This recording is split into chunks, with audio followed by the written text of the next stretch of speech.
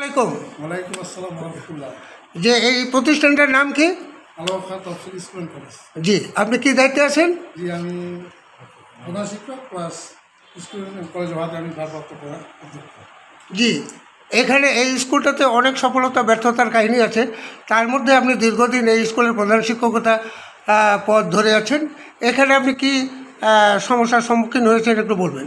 আসলে এটুকু বলি, আমার সফলতা আছে না চাই না, তবে আমি মনে করি যে এখানে কোনো হেডমাস্টার প্রতিষ্ঠান প্রধান টিকতে পারে না। আমি 91 সালে ঢুকছি, এখনও পর্যন্ত বিভিন্ন দায়িত্ব আমি বিএসসি টিচার ছিলাম, রেজিস্ট্রি হেডমাস্টার ছিলাম, হেডমাস্টার ছিলাম। সর্বোপরি 2013 সালে কলেজ উচ্চ মাধ্যমিক পর্যায়ে এখানে 5 জন উন্নতি পায় ভারপ্রাপ্ত অধ্যক্ষের দায়িত্ব পালন করছি। তো যাই হোক, আমাকে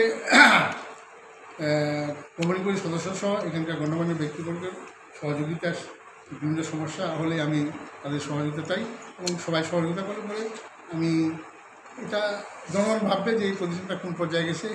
আচ্ছা, না ধন্যবাদ আপনাকে। আমরা এগুলা নিজেও পর্যবেক্ষণ করেছি এবং দেখেছি। নিয়োগ সংক্রান্ত ব্যাপারে অনেক তথ্য আপনার বিরুদ্ধে ভুলভ্রান্তিকর তথ্য প্রকাশ করেছে, এটাতে আপনার কি বলার আছে? আসলে কি, এখানে তো আমাদের একটাই মাত্র প্রতিষ্ঠান যে জায়গায় আসলে আমি সকলকে নিয়ে এখানে কার্য পরিচালনা করি। আমাদের প্রতিষ্ঠানের সভাপতি হচ্ছেন বাবু দীপক কুমার রায়। ওনার মডেলের প্রতিষ্ঠান ওয়েট অ্যান্ড সি। এই দীপক কুমার রায়ের নামটা যে বললেন, ইনি কতদিন থেকে এখানে সভাপতিত্ব করছেন? আসলে বেশ কয়েকটা ধরে। কী কারণে, কেমন করে আসলো, কি কি কি গুণগত মানের জন্য সে বারবার এখানকার সভাপতি হচ্ছে এবং আপনার বা প্রতিষ্ঠানের কি কি কাজ করেছে একটু দয়া করে যদি বলতেন। ধরুন, এটুকু বলবো আমি যে আসলে দীপক কুমার রায় হাওড়া জেলার সাধারণ সম্পাদক এবং উনি একজন, আমার দৃষ্টিকোণ থেকে উনি একজন রাজনীতিবিদ। সেই জায়গায় আমি মনে করি উনি আমাদের বটগাছ বিভিন্ন সময়ে বিভিন্ন প্রতিষ্ঠানে গেলে বাবু দীপক কুমার রায় এখানে প্রতিষ্ঠান আছে বলে আসলে আমাদের বিভিন্ন জায়গায় কার্যক্রম করতে আমাদের কাজের গতিটা ত্বরান্বিত হয় এবং বিভিন্ন মহলে আমরা সহযোগিতা পাই। জি, তাহলে একটা প্রতিষ্ঠানের প্রতিষ্ঠান প্রধান বা ছাত্রদের সঙ্গে যদি সমন্বয় রক্ষা করেন, তাহলে বিশেষ কোনো ব্যক্তিকে সভাপতি রাখতে হবে এরকম তো কোনো নজির নেই। আসলে এটা তো আমাদের স্কুল গভর্নিং বডি, এখানে আমরা 3 জন সদস্য। না, ঠিক আছে, আমি এই বিষয়ে আর যাচ্ছি না, পরবর্তীতে স্টেপ নেব।